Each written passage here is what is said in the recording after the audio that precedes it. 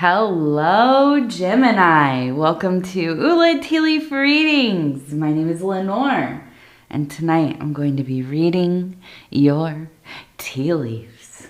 So tonight, Gemini, we have the art card, and this is all about perfection. No, it's not. I mean, that's what they call it in alchemy, right? To perfect the Philosopher's Stone. And really, this is about the process, okay? It doesn't have to be alchemy overtly, physical or spiritual. You do not have to be an alchemist to pull this card. But it really is. It's about balancing aspects of our life, working towards that universal image or the world, right? And I'm not unlike the Lover's card or the Chemical Wedding. This is more about the actual work that goes into these processes to get you to that ultimate union. You can see, though, there are kind of the combination of opposites here, right? So if you could think of the solar and the lunar coming together and boring the star, we also have the wand or fire energy. We have the cup or water energy. So we have the fire water. It is going down into the ultimate pooling, and we see all of this other kind of alchemical, zodiacal, spiritual symbology, right? And so it is, right? This is a clear indication to me that you're a very serious person, or at least very serious about the work, whatever that looks like to you, the human development of it all. Okay, so let's see.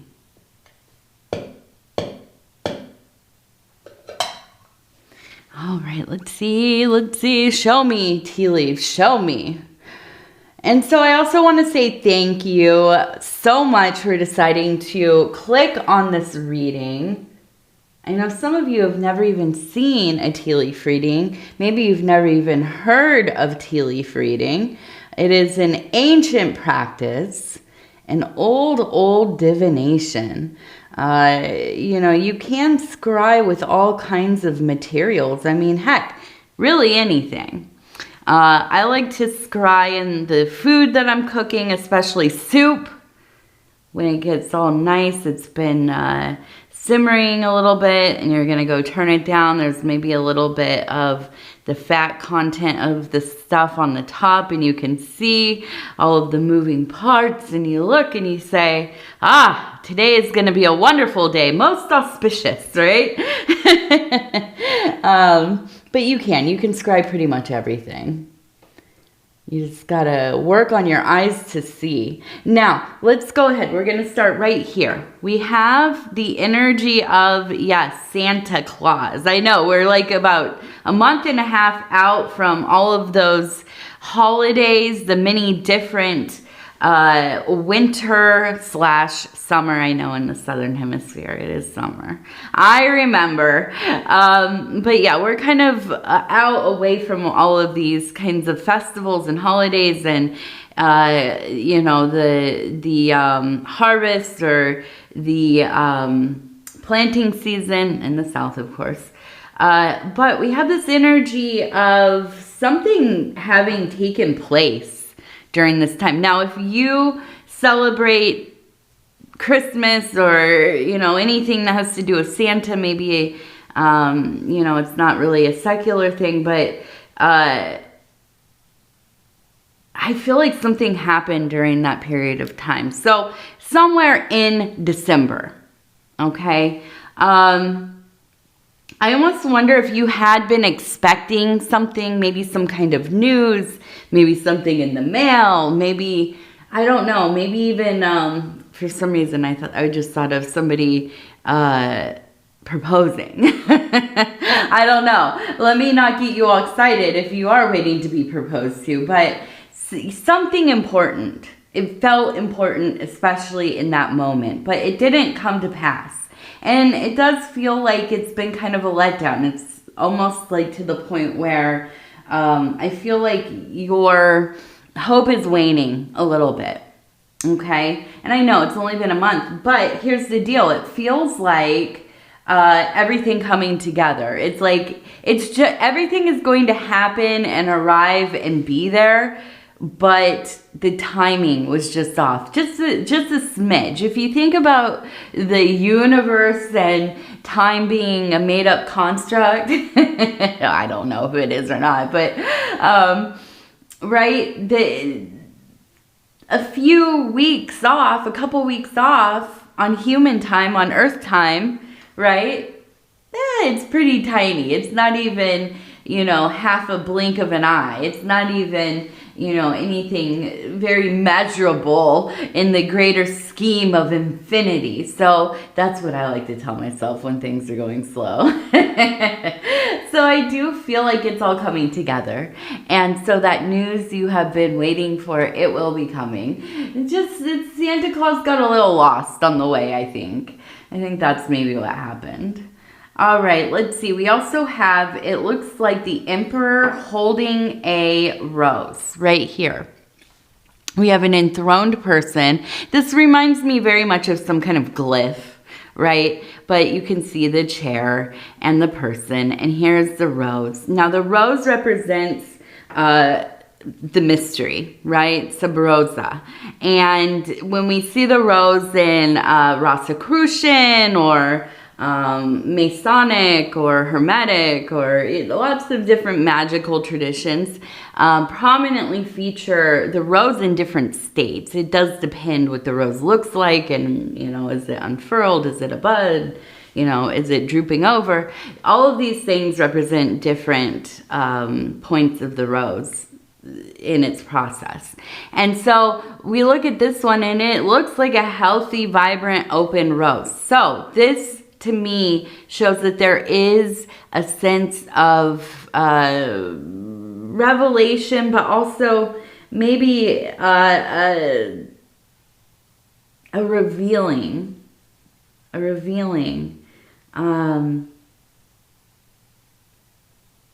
It feels like it's like a aha moment where maybe there have been some holes, right? That's like some holes in your theory. No, the way that you experience the world maybe at times hasn't worked for you very well.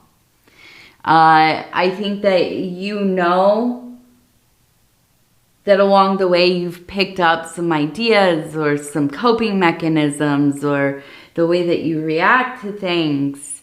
Maybe you have so many boundaries, it feels like you're alienating yourself, or on the other hand, maybe it's lacking so many boundaries that you don't even really know how to begin to put those in place and keep them intact. And kind of living maybe in a back and forth, vacillating in somewhere between the two, but also I think just feeling like at times things are just not very manageable for you, right? You get overwhelmed or feeling very like bored and empty and you know, just wanting for some kind of ease in your life and not being able to figure out where is that balance for me, right? And because let's face it, Gemini, I'm a Virgo, you're a Gemini. We're both very mercurial people, right? We're very close to that Mercury planet that we know so well. And what does it mean to be mercurial? Yeah, basically kind of moody. Maybe kind of this idea that we apply to somebody that maybe is like, you know, like the diagnostic traits anyways of somebody that might be something like bipolar, right? And that cycling of high highs, low lows, high highs, low lows. And you know, it could be that this happens quickly, it could be that it's over months or years or whatever. And I'm not trying to diagnose you. I'm not a professional. I don't have any real medical expertise at all. I'm not licensed. Do not take anything that I say seriously, unless you want to, right? But do so discerningly. And, you know, I think it is. Sometimes it just feels like you are along for the ride. And sometimes that takes you to places where, yeah, you might think like, okay, I don't want to feel this way, but here I go. It's like, you know, that moment you realize, why did I get on this roller coaster? It starts to do that incline, right? And you're like, oh gosh. So I do feel that this work in this period in your life, you're very self-aware, right? You're aware of the way that, you know, you maybe navigate through some of the situations in your world and how that doesn't always benefit you. Not only that, I think it's just about getting to a point where not only are you getting older, but there is a sense of having kind of like you're responsible for people. You're responsible for the family, for your life, for, you know, creating a life for others and you know, doing your best with that. And so I do feel you coming into a place that feels a lot more solid, right? It feels like, I don't want to do this up and down. I don't want to do this reactionary stuff anymore. So what does that look like for you, right? And that's something that I think you've been thinking about. You know, is it therapy? Are you going to go on some kind of retreat? Are you going to get some like workbooks and start, you know, working through some of the stuff? You know, I got one of those like shadow workbooks about a year ago. And I've been slowly working through that. I'm one of those people, I love those workbook things. And I think it's because I went through 12-step a few times. And, you know, you have to do all that homework. And I was like, I love doing homework about myself. So, you know, maybe doing something like that, having a little bit of kind of a system, right? Having an idea of how you're going to go about working on yourself and so on. So anyhow, let's go ahead. We're going to keep turning this.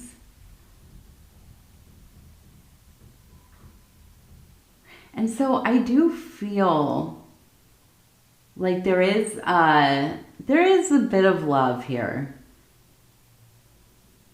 And I know not everybody loves the love readings, but we also have a quill down here. So we have a letter writer, some kind of communication, maybe somebody that you don't see in real life, but I wonder if it's maybe like an old friend you talk to online, or, you know, somebody that you just text with or you email, or maybe it's somebody you work with, but there is a fondness. There seems to be kind of this this friendship that feels a little bit more than friendship. I'm going to say that, but I don't know that it's actualized. The hearts are fairly small. There's a lot of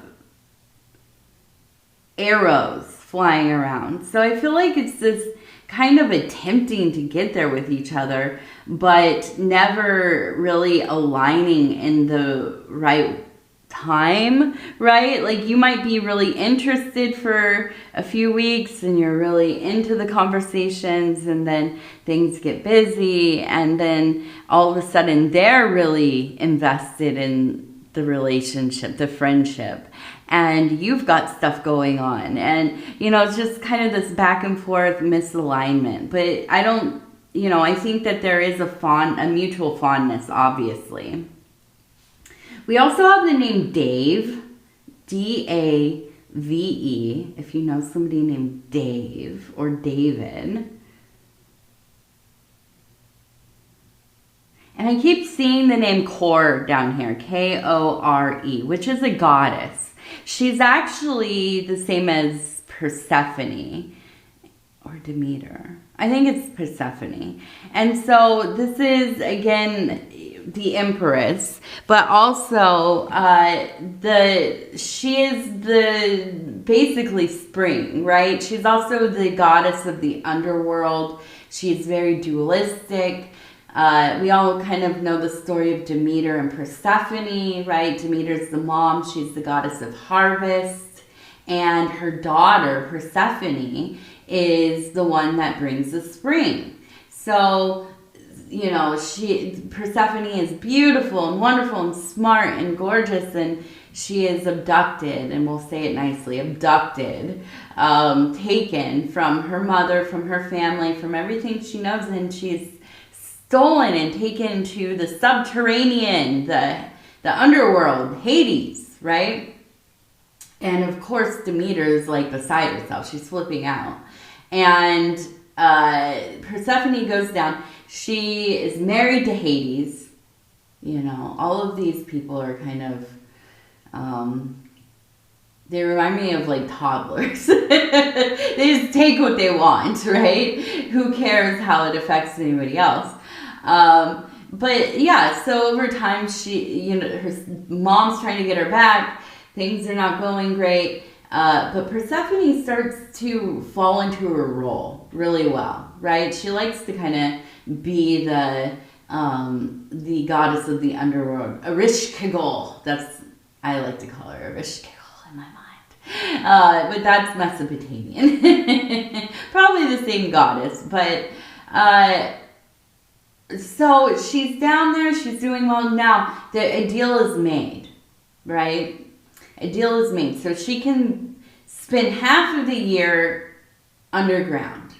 Now, this is Venus, basically. If you know anything about the movements of Venus, yeah, so this is the same kind of story, basically. So she gets half the time down under, well, not down under, but in the underworld, and half the time on the top side. And when she's above ground, right, that's when spring comes. When she shows up, the flowers start blooming. Everywhere she walks, there's like baby animals and flowers and butterflies and rainbows, and you know, the whole world is back as it should be. And so you know, I'm seeing the name core, and I'm feeling like this is really, it does make sense to me. As we're talking about the opposites, we're talking about balancing out life, we're talking about coming to the realization that maybe there are some things about myself that need to be changed. You know, of course, the world has a lot of stuff that needs to be fixed, but so often we fail to realize that we are the lens through which we experience the world. And sometimes, yeah, the problems are external and they are out of our control, but they're more often than not, it has a lot to do with our own perception, our own, failings, our own need to integrate or process and integrate, and to really work on ourselves, right? I myself have to do this often. I have CPTSD, I am neurodivergent, and just ultimately I've been traumatized, and I'm laughing because it's not funny, but I don't want to cry. So I laugh instead. And so sometimes I know, not sometimes, all the time I know, I do have to stop and think, am I overreacting? Is the way that I'm feeling proportionate to what is going on? Am I looking into this too deeply? And maybe I'm not, but is it worth feeling upset, emotional, scared, paranoid, whatever, about something that really has nothing to do with me, or really I can do nothing about, right? And so I know it's tiring to have to go through and audit oneself constantly, but I'm telling you, it is an important thing for us to do if you are working in self-evolution, spiritual alchemy, growth, right? Healing. And it's not to blame yourself. It's not to say everything is your fault because you perceive it to be bad or to be something to be joyful about and love and overvalue. And then as soon as something goes wrong, you devalue it and you dislike it and you cast it out. And, no, it's just about figuring out, like, how do I make this more manageable for myself, right? How can I have a life where I just am kind of, going through these ordeals, these scenarios without letting them completely overtake me, and disrupt the progress or the intention that I have in life. I think a lot of us are trying to deal with this. We're overstimulated. We're always trying to distract ourselves. We're numbing ourselves with all kinds of stuff. It doesn't have to be drugs or alcohol or, it could be whatever it is for you. I really am of the belief almost every single person you meet has something, right? They have something they lean on. Good, bad, whatever, I don't know. But sometimes we got to stop and think about, like, how am I going to let all of this stuff stop running my life? And I feel like that's where you're at. And this isn't an easy place to be, but it is the most important place to be.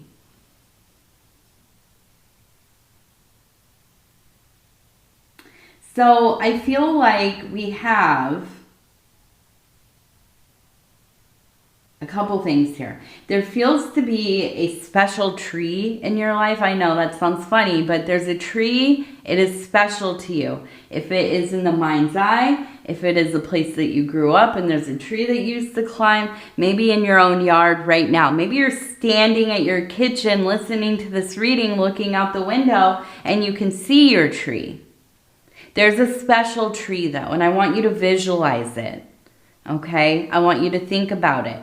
I want you to talk to it. I do. I want you to reach out to it psychically, okay? And I want you to practice over these next few weeks, and I know this is a lot, but I want you to practice. I don't care if you're sitting there ironing shirts or if you're sitting in the bathroom, if you are at work, or maybe you're, on your commute home, wherever it is, when you have those in-between moments, okay? I want you to visualize yourself reaching out as if you had little, like, tendrils of energy coming out of, all, like, your mind's eye, your fingertips, top of your head, your heart, all of the major key places. And you have these little tendrils and they're reaching out, and this tree, it is reaching out to you with its energetic tendrils, and you are touching fingertips, right? I want you to try this. Keep doing this exercise. I want you to tell me you don't have to tell me. Tell yourself, right? You don't have to report back to me. Think about how you're feeling. What are the feelings that come up? What is the imagery that comes up while you are doing this exercise? Right? Anything that you perceive, smells, colors, textures, sensations, whatever, write it down for yourself. And do this once a day at least for the next couple of weeks, few weeks if you can, okay? This is, I know it seems like a weird practice, but you are tuning into something beloved to you that is both of the earth and the sky and everything between. The imagery of the tree is one of the most important. Symbolically, from culture to culture, the tree is one of the key central symbols. And so we'll use this symbol as a vehicle to get into those deeper places. And we'll use our relationship, our belovedness, our connection to this symbol, and maybe an actual tree, right? If you have an actual tree in your life, or one that you dream about a lot or whatever. And we're going to use that as the pathway. Now, I also see a person dancing. I see a fish, and I know money is coming in. We also have the initial CR. CR. Now, don't forget, we also had somebody named Dave or David, possibly. And now we're going to do our lucky 3 numbers here. Number 11. 11. Number 96.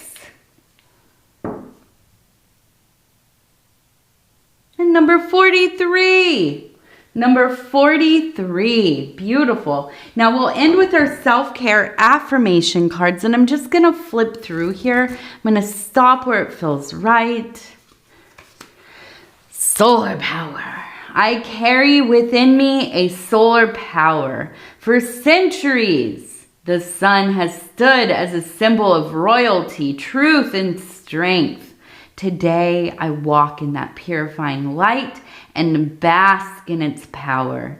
Today, I embody solar power. Today, I embody solar power. All right, Gemini, I'm going to tell you I love you because I do, and I thank you for spending this time with me. It is always such an honor to be able to bring these messages to you.